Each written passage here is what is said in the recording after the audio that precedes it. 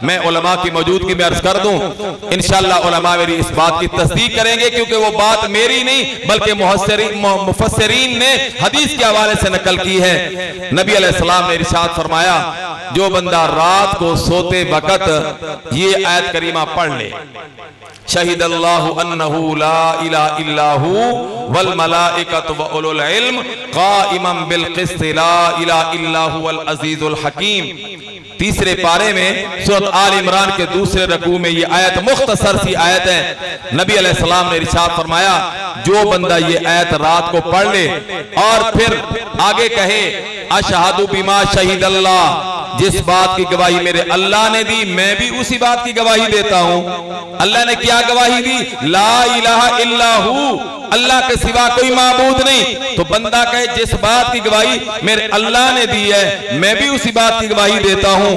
और आगे कहे व अस्तौदिउल्लाह हाज़िही शहादा, मैं अपनी ये गवाही अपने अल्लाह के पास अमानत रखवाता हूं। अगर अरबी में नहीं आता अपनी जुबान में कह ले कि जिस बात की गवाही मेरे अल्लाह ने दी मैंने भी उसी बात की गवाही दी और मैं अपनी गवाही अल्लाह के साथ पास अमानत रखवा रहा हूं। नबी अलैहिस्सलाम ने इरशाद फरमाया, कल जब क़यामत का दिन होगा अल्लाह की दरबार में ये बंदा पेश होगा, फरिश्ते लेके इसको आएंगे। रब्बुल आलमीन इरशाद फरमाएंगे, फरिश्तों इस बंदे की मेरे पास एक अमानत है, उस अमानत की बुनियाद पर मैं अल्लाह की जमानत पर इस बंदे को जन्नत का दाखिला दे दो। उलमा गए जन्नत में इसलिए कि अल्लाह की तौहीद के ये गवाह हैं। अब जो खुशनसीब रात को ये आयत पढ़े और गवाही के अल्फाज कह के ये गवाही अल्लाह के पास अमानत रखवा दे, कल क़यामत के दिन अल्लाह इसको अपनी जमानत पर जन्नत का दाखिला अता फरमाएंगे।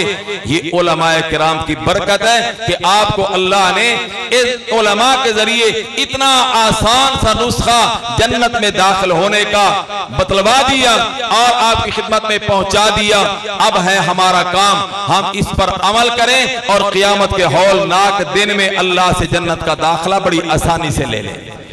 लेकिन हम क्या करते हैं? हम वो काम करते हैं जो इंसान को कलमे से उल्टा महरूम करने वाले हैं।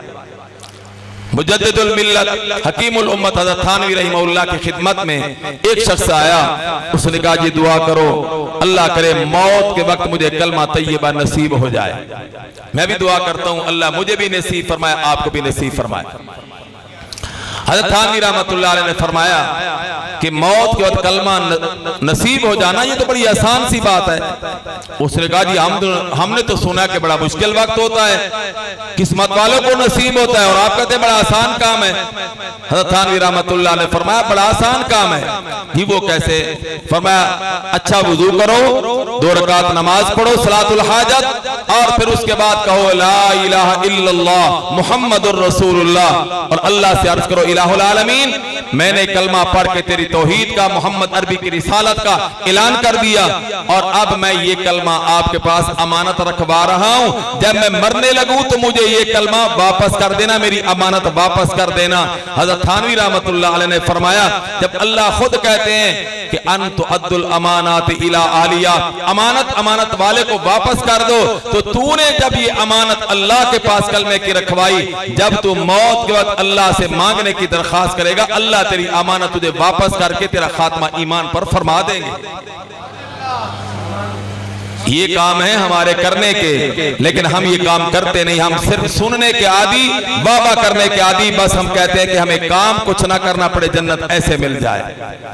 अल्लाह ऐसे भी दे सकता है, लेकिन उसने कुछ काम करने पर जन्नत को मौकूफ फरमाया।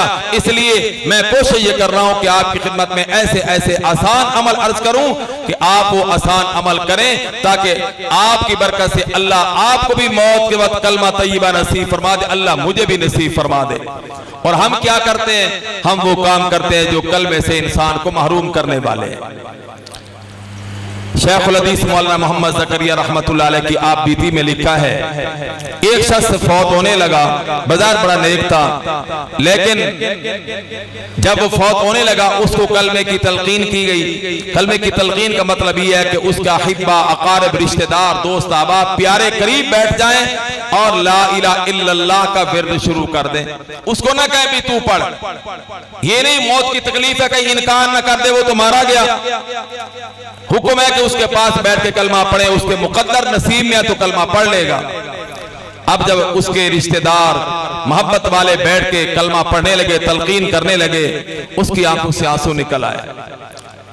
उनका क्या बात है, रोता है, कलमा नहीं पढ़ता। उसने कहा मैं समझ रहा हूं मेरी मौत का वक्त आ चुका है, आप लोग मुझे कलमे की तलकीन कर रहे हैं, मैं पढ़ूं, लेकिन एक गुनाह मुझसे ऐसा सरजद हुआ, मैंने गुनाह को गुनाह ही नहीं समझा, तौबा न कर सका, इसलिए अब जब कलमा पढ़ना चाहता हूं वो गुनाह कांटा बन के मेरी जुबान के नीचे अटक जाता है, मुझे कलमा पढ़ने नहीं देता। उन्हें पूछा क्या गुनाह किया कि तूने गुनाह ही नहीं समझा और आज इतना बड़ा मुसीबत का बायस बना। उसने कहा कि मैं कपड़े का ताजर था, मेरी कपड़े की दुकान थी, एक औरत तौलिया लेने आई, उसके जिस्म के कुछ हिस्से नंगे थे जिनको शरअन देखना नाजायज था, मसलन चेहरा भी उनमें दाखिल है। मैं उन जिस्म के उन हिस्सों को ललचाई निगाहों से, गलत नजर से देखता रहा। उस वक्त तो मैंने मजे लिए, लेकिन बाद में मुझे भूल गया, याद ही न रहा, मैंने तौबा ना की। अब जब आप कलमा मुझे तलकीन कर रहे हैं कि मैं कलमा पढ़ूं, पढ़ना चाहता हूं, लेकिन उस औरत को बदनिगाही से देखने का गुनाह कांटा बन के रुकावट बन जाता, मुझे कलमा नहीं पढ़ने देता।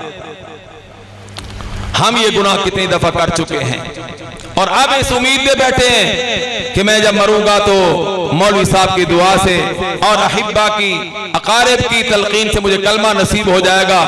अल्लाह जरूर नसीब फरमाए, लेकिन ऐसे गुनाहों से बचे भी, और अगर हो गई है गलती तो आज वक्त है तौबा करके अल्लाह से ये गुनाह अपना माफ करवा ले।